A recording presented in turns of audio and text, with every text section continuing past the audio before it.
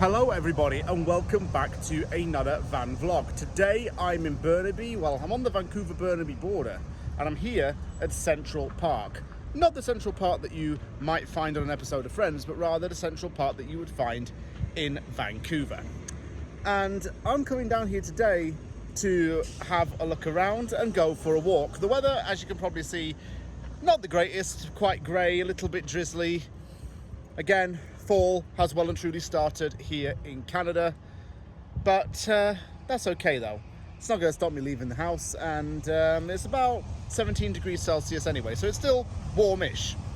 I'm going to be walking around the park today and showing you some key locations around here.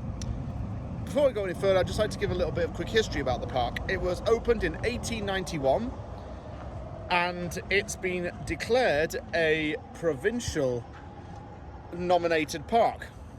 Actually, it is home to a bandstand, some tennis courts, and used to be home to a railway in the 1910s and 1920s. In 1953, the railway tracks were closed down and the park was developed to retain the forest area. It's Burnaby's largest urban park and arguably the most popular. So we're going to have a walk around it today and have a decent day out.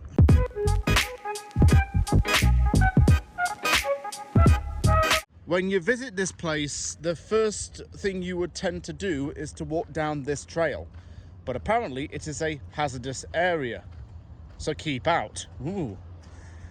A little bit scary when they say hazardous, not gonna lie. Hopefully nothing too serious. So we'll go down here instead. The trail that I'm walking on is called the Trail of Hope. It's around 2.5 to 3 kilometers long, so it's not a very long trail. But I've had to take that mega detour because of the work going on over there. I'm guessing they might be doing some work on the trees. They seem to be chopping with a saw quite a lot. You can probably hear it in the background. Mm-hmm.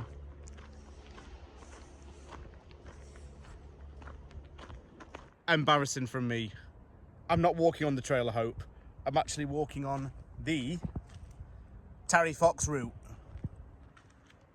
It's almost a Terry Fox run as well. That happens every September in Canada in honor of a man from Metro Vancouver who, after being diagnosed with osteosarcoma or something similar, had to have his leg amputated, and he decided to run the whole length of Canada to raise money and awareness to find a cure for cancer.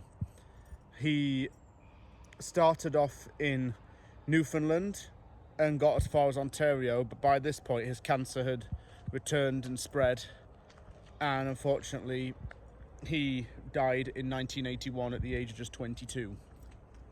He's seen as quite an important figure in Canada, and there are even calls for his name and face to be put on money. That's how much he meant to Canadians, and he's inspired and given hope to a lot of people who are fundraising or eager to search for a cure for cancer. So that's a little bit of a lesson who Terry Fox was. I'm gonna see where I want to go next. I think I'll head up here.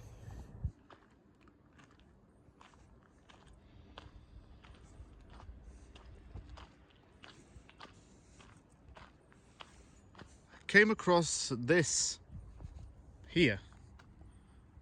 From the way that wood's been placed there, I initially thought that someone had built this to be a den.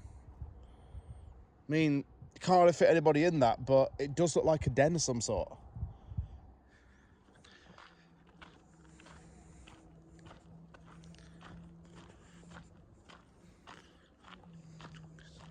Just wondering if I should stay on this path or go up here instead. And I'm leaning towards going up here actually. So we'll do that. I've no idea what's up here though. It's a bit of a higgledy-piggledy trail, this one. It's a bit bendy. There are people over there though, so I'm guessing this is going to lead back onto a main path. The issue I'm having with this place is that you don't really know where you're going. That Terry Fox sign was the only real direction that I saw. There's no other real direction in this place. Makes it all the more fun, I guess. because it's not like you're going to be lost to the point of no return. And lo and behold, we are back on a main path, and we'll turn left.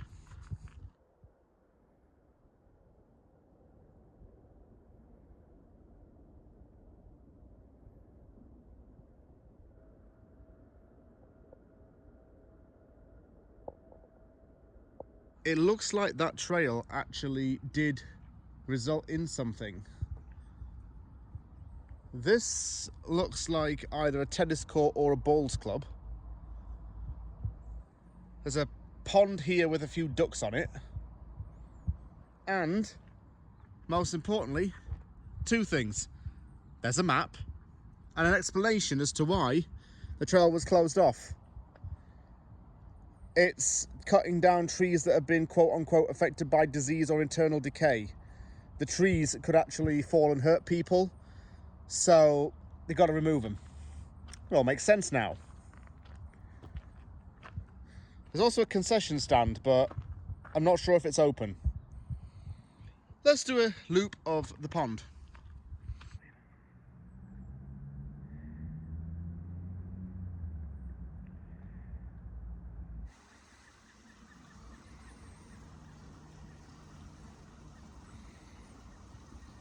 That map suggests that there's more to do up here. How much of the area is going to be restricted due to the tree removal, I do not know. But there will be something down here to see, and I'll show you it when I get there. This is the Central Park bandstand. The one thing that is a shame about this is that someone's graffitied on the side of it, which is not good. This plaque will teach you a little bit more about this. It's a heritage site. It was one of the first structures built when the park opened in 1891, and it celebrated Queen Victoria's Jubilee in 1896. Sunday concerts were performed here. And in 1912, it was the podium for Splash Day, which was dedicated to Burnaby's new water and hydraulic system being installed. The original bandstand was actually demolished in the 1930s, but the new one was erected in May 1996. If you walk just around the corner from the bandstand, you get to Swangard Stadium. This is a multi-purpose athletics recreation stadium, primarily used for the Vancouver Whitecaps B team. It also holds high school football games, track and field events, as you can see there's a running track, and also it's used for, I would guess, filming, for film and television. You could definitely film something here. I'm going to do a bit of research when I get in, and I think that this might have been used for some kind of movie. One thing I will say, though, is that it has bench seats, so it must be quite old. Don't really get those anymore at stadiums. And anyway, if you sit on them for a long time, they really, really kill your back. Turned out I was right. The Flash and one of the Power Rangers movies were filmed partly at this location. So, random but predictable at the same time.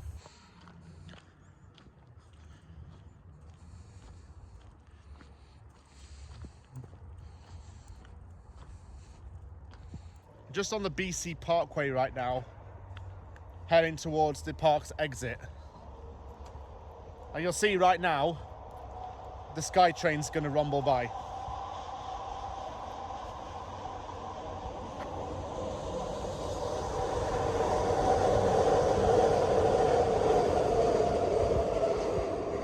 You do hear that in the background quite a lot when you're walking through Central Park. There's the noise of the train constantly rattling through. So it's not as peaceful and quiet as other places. Also, in the summer, a lot more of the recreational activities are going on. So you'll hear the murmurs of that as well. It's still a really lovely park. That's not a harsh criticism, by the way. It's just saying that it can be quite loud at times in there. Back to where I started. It's been a good little walk, that. Obviously I'm going to state the obvious when I say this, but it's a big park. Don't think you realise how big it is until you actually step in it. But it's got a lot of trails within it, and it's used for a lot more than just walking. So it's like a big project within inside an urban forest. That's what probably makes it stand out, and that's probably why it's popular. Can do anything from there, you know, anything just from like swimming to tennis to bowls to even just walking your dog. So it's multi-use and multi-purpose, and serves a lot of benefit to the people of Burnaby. Thank you very much for watching this video. Take care, everybody. I'll see you next time on the next van vlog.